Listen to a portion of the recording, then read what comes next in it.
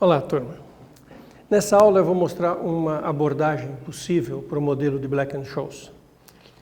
Existe mais de uma abordagem. Essa que eu vou fazer, ela usa uma formulação a partir de movimentos brownianos, de processos estocásticos. Ela começa com dois ativos financeiros. Vocês vão ver que de uma forma muito elegante a coisa evolui para uma simplificação e esse segundo ativo vai ter uma relevância menor. E eu estou seguindo o autor J. Michael Steele. Ele faz essa abordagem em um dos seus livros, o Stochastic Calculus and Finances. Então, como é que ele formula o modelo de Black-Scholes? Ele diz que tem dois ativos, um que ele chama de ações e outro chama de títulos, né? Stock and bonds. E a variação do preço das ações é dada por uma fórmula que é um browniano, esse browniano clássico aqui, mi st dt e sigma st dbt. Então varia com dois parâmetros constantes aqui. E o dbt, ele imagina que tem uma coisa exponencial, é rbt dt. Então o diferencial do b é o próprio b e uma constante, onde r vai ter o significado. E ele chama de valor dessa carteira, né? Uma coisa que depende da quantidade de stocks e da quantidade de bonds, por duas funções A e B. Aí ele introduz um argumento muito fino, que ele chama de autofinanciamento. O autofinanciamento significa o seguinte: eu tenho que conseguir duas coisas, olha só. Não vou pôr dinheiro novo nem tirar dinheiro, não tem entrada nem saída de dinheiro. Mas o que eu quero entender é como é que eu vou mudando a quantidade de stocks e bonds para manter o meu sistema em equilíbrio. E a pergunta é, qual é a quantidade de A e B para que não tenha arbitragem, para que ao fim do período chegue no valor que se quer. Isso se reflete que o DV acaba se escrevendo como o próprio A de T ds, com a mesma função A, a mesma função B. Ou seja, em cada instante eu tenho os mesmos coeficientes determinando a variação e o valor do meu aplicativo. Aí você fala, mas será que existe o A e o B? Então, nesta formulação, a grande coisa é ver que existe, que a gente vai conseguir determinar A e B. E depois de uma construção, que eu vou dar os passos para vocês, a gente cai na mesma equação Black-Scholes que está na maioria dos livros, aquela equação não estocástica. Então é uma construção assim muito bonita e que eu vou dar todos os passos para vocês. O que a gente quer buscar? A gente quer então saber se é possível ter esse V de T como uma função do tempo e do preço presente do ativo. Então, ST vai ser o preço presente lá no Black-Scholes e o T vai ser o tempo, como é usual. Bom, nós vimos uma fórmula para o dV/dt nas aulas de cálculo estocásticos, né? Então, nós vamos então escrever de duas maneiras o dV/dt, uma que é a fórmula que veio lá do cálculo de Ito, daquele cálculo, e uma fórmula que está mais tranquila aqui, que é a seguinte: se o dV/dt é o A dSt mais o B de beta t, então pela simples colocação que está ali, isso é igual porque a gente tem o ds e o d beta Então isso é igual ao A vezes μs t dt mais sigma st d beta t e mais o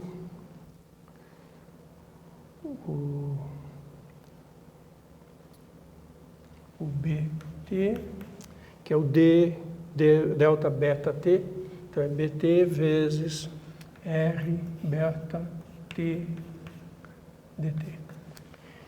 E reagrupando isso, fica o seguinte, bem simples. Em dt, o que tem dt? Tem o μ st vezes o a,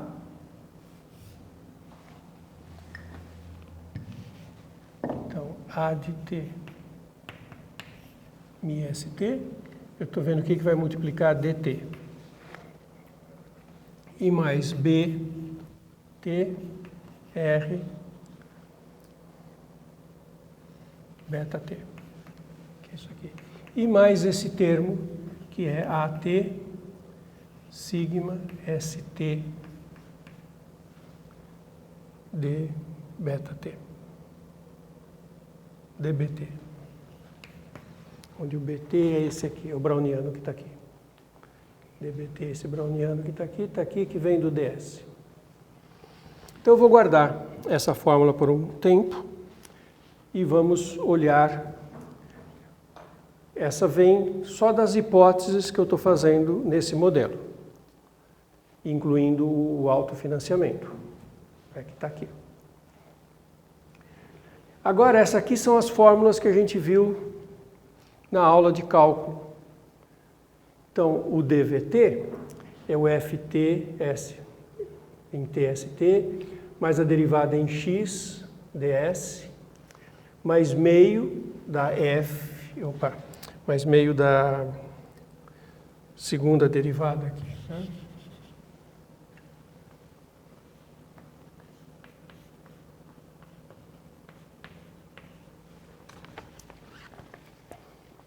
E que pode ser escrito dst, dst.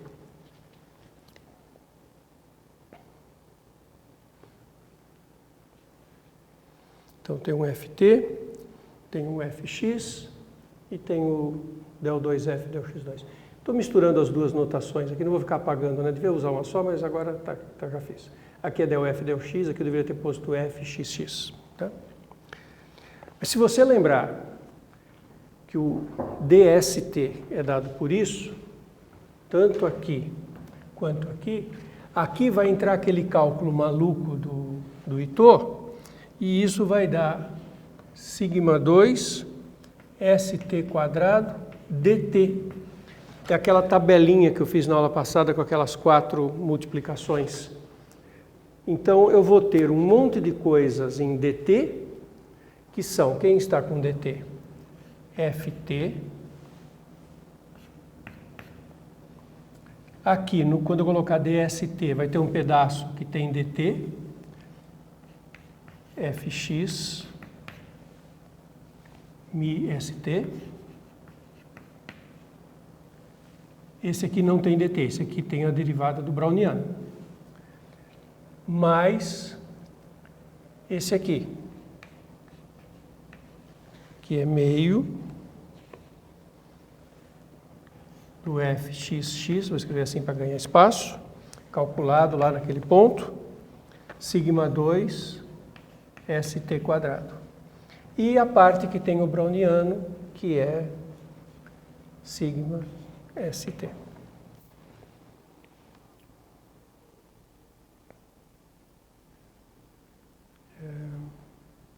Vezes o fx.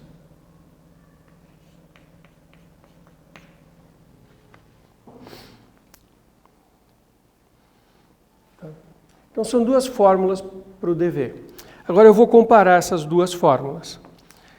E a primeira parte, que é fácil de entender, é a parte que tem o dbt, que são os termos menores.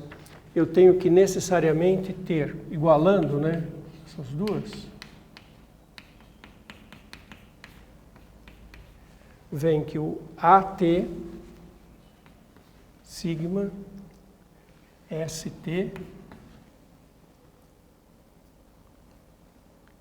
é igual à derivada da f em x, calculado, sim, né, em TST, sigma ST. Quando a gente olha essa igualdade, tem sigma ST, então, olha que interessante, a função A de t é a derivada parcial da f em relação a x, calculado em t, S de t. Então, eu tenho uma expressão para A. Isso é muito curioso. Com pouquíssimas hipóteses, as hipóteses quais são? Essa formulação para o movimento browniano, que vai dar esse modelo, as fórmulas que nós obtivemos, e a questão do autofinanciamento e imaginar que isso depende de ST e que eu estou procurando a F. Então, eu estou procurando A e B, saber se eu consigo montar esse portfólio. Na verdade, vou procurar a F e eu estou vendo que a A se expressa a partir de F. Então, agora minha busca ficou, vou sair em busca da F. Tá? E a hora que eu achar a F, bom, eu já sei que a A é a derivada parcial da F em relação a x. Então agora eu vou olhar a parte mais elaborada, que é igualar o termo em dt com o termo em dt e ver o que a gente conclui. Tá? Então, vou organizar a lousa para fazer isso. Então, igualando os termos que estavam multiplicando o dt. De um lado eu tinha AT, MI, mais BT, R, delta T. Do outro lado, ft mais a derivada em x, mi, st, mais meio, derivada segunda em x, sigma 2, st quadrado. Bom, primeira coisa sutil. Eu acabei de descobrir que o a é a derivada parcial da f em relação a x. Então, como esse a e esse derivada parcial são iguais, e mi, st, eles se cancelam. Agora vem a parte mais saborosa. BTR beta t é o que sobrou aqui. Isolei o B. Mas lembra que eu estou procurando uma F que calculada em TST dá o próprio V.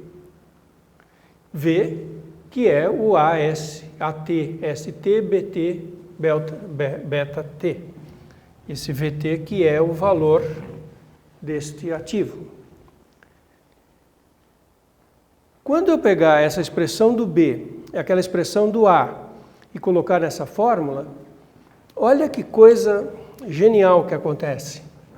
Eu fico com F de T, ST, igual AT vezes S. A é a derivada parcial de F em X. Derivada parcial de F em X em TST vezes ST. Mais...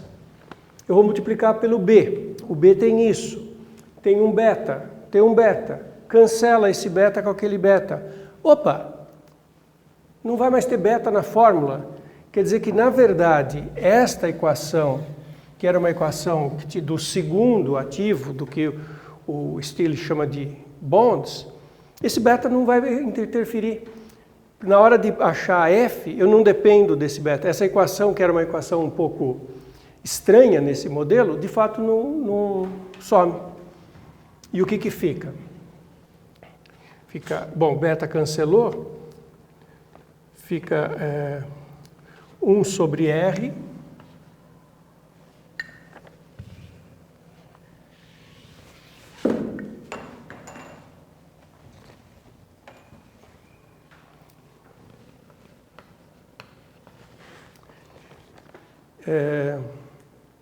que é o B. O beta cancelou e o B é o que eu estou escrevendo agora. Del F, del X e 1 sobre 2R, del 2F, del X2, com esse termo sigma 2 ST, S quadrado.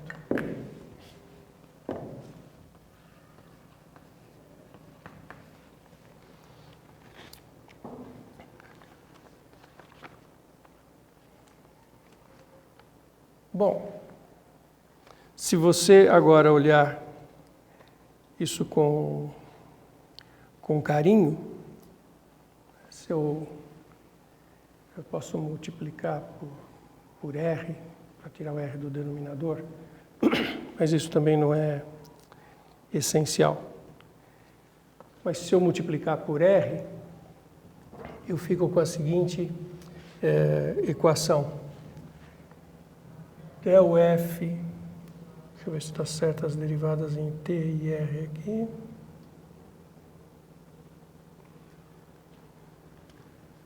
Tem uma derivada em T, não é que eu deveria, aqui, 1 sobre R, aqui é del F, del T, não é? Isso, que é esse del F, del T aqui. Tá. Então fica numa fórmula que é super clássica, del F, del T, aqueles valores, igual a menos meio sigma 2 x2.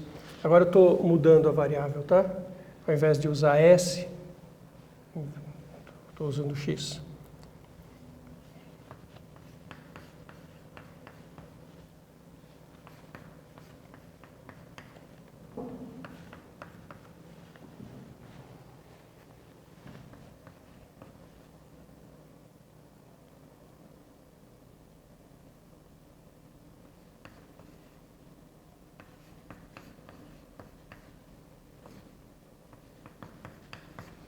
Essa é a mesma equação. O que eu fiz? Eu multipliquei por R, peguei esse del F, del T e escrevi aqui. Esse meio de sigma 2, S2 eu escrevi aqui com o del variável da derivada segunda em x2. Passei para o lado de cá e mudei de lado, né? Isso. E, bom, e ainda tem um F, R, F de Tx. E mudei o nome da variável, escrevi aqui t e x. Essa última equação, esquece tudo que eu construí. Muitos textos sobre isso começam dizendo: esta equação é a equação de Black-Scholes.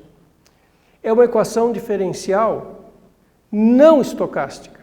Olha que bonito. Essa análise estocástica que usou em cheio todo aquele cálculo estocástico que eu desenvolvi nas aulas anteriores, ela acaba me levando para essa equação diferencial, que é uma equação diferencial normal, que é a equação diferencial clássica do Black-Scholes. E, bom, e aí a gente monta, né, a equação, agora reinterpretando quem são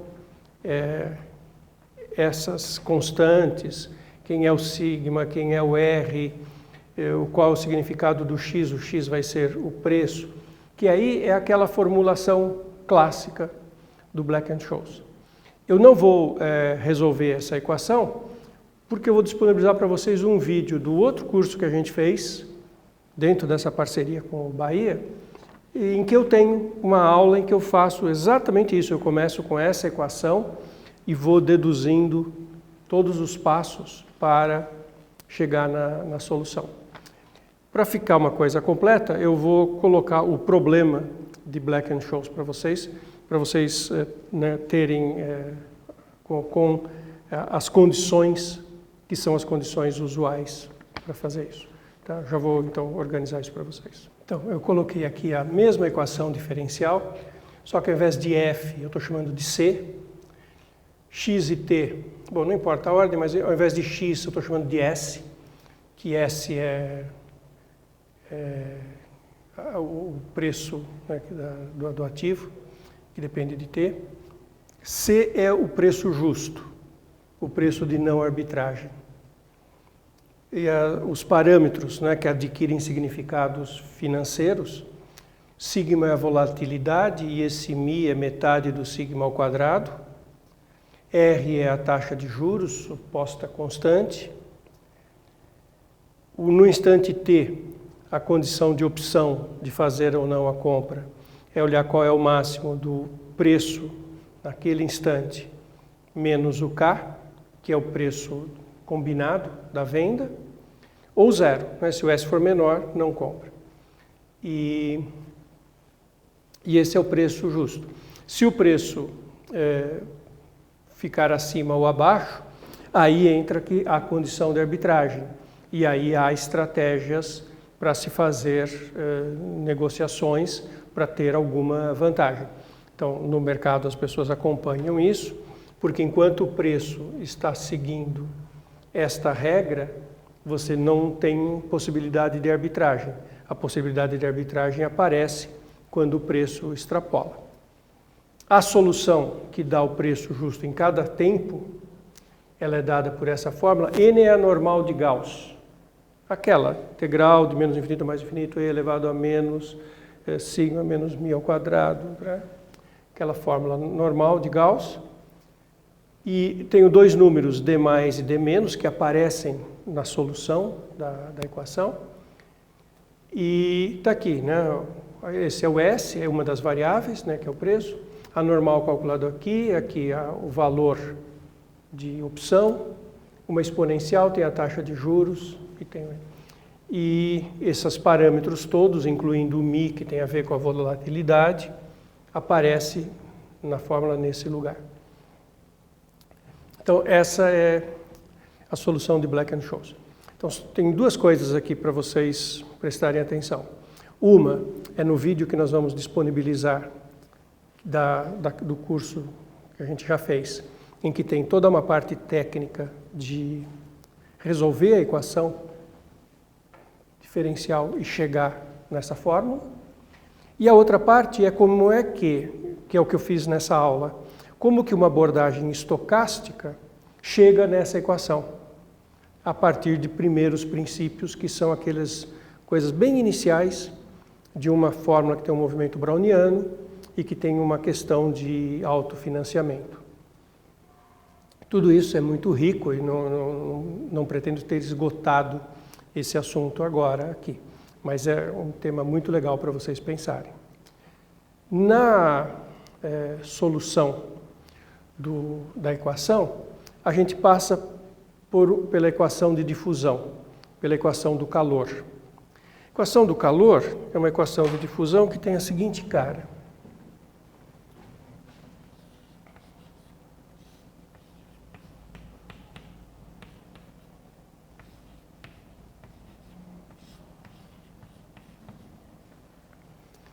E uma pergunta que muita gente me faz é: por que a equação do calor aparece nessas circunstâncias? Deixa eu fazer uma coisa bem simplória, mas que mostra uma coisa muito legal. Imagine um processo que ocorra na reta, uma dimensão, em que você tem uma densidade. Densidade do quê? Não importa. Coisas estão se movimentando da esquerda para a direita. Densidade, você sabe o que é? É a quantidade de coisas que tem por unidade de tempo, de x, por delta x. E que tem um fluxo.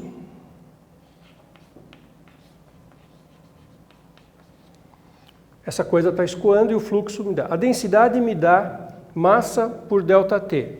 O fluxo me dá quanto massa passa por unidade de tempo em cada lugar. Eu coloco uma barreira aqui e eu conto o fluxo que está passando. Pode ser qualquer coisa. Pode ser veículos numa estrada, pode ser a evolução de valor de um ativo financeiro. Alguma coisa que você possa pensar assim. Tem uma densidade e um fluxo. Olha aqui que coisa bonitinha. Aí eu coloco um intervalo de tempo, um intervalo aqui na reta, e eu pergunto assim: como é que eu meço a variação de massa aqui dentro? A variação de massa aqui dentro eu posso medir de duas formas. Eu posso medir assim: é o fluxo em B menos o fluxo em A. Quanto passou para lá do B, quanto passou de lá. Passou um monte aqui, saiu. Passou um monte aqui e entrou. Então isso aqui me dá o quanto está diminuindo a massa aí. Se eu quiser quanto que está aumentando a massa, porque o B é o que está saindo. Então é menos isso. Agora, φ de B menos φ de A é a integral de A até B de del φ del x dx. Normal.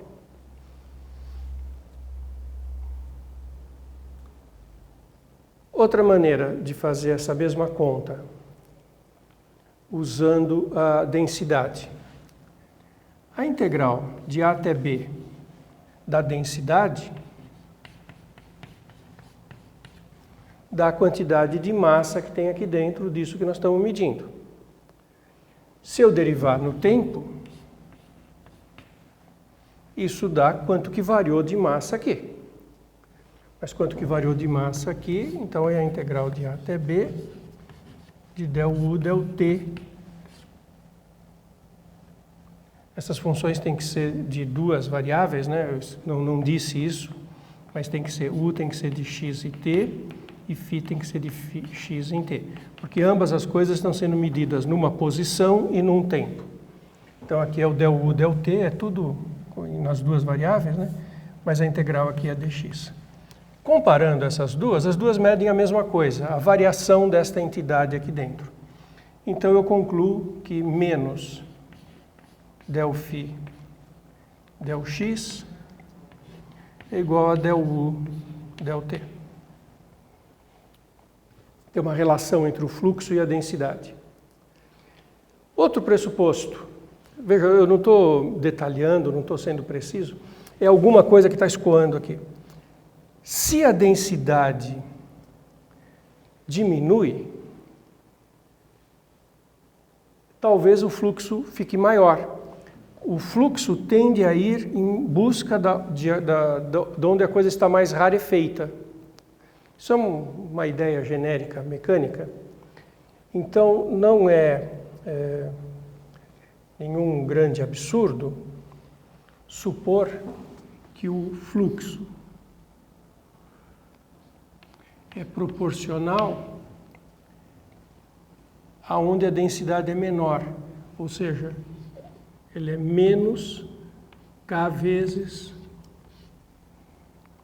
del U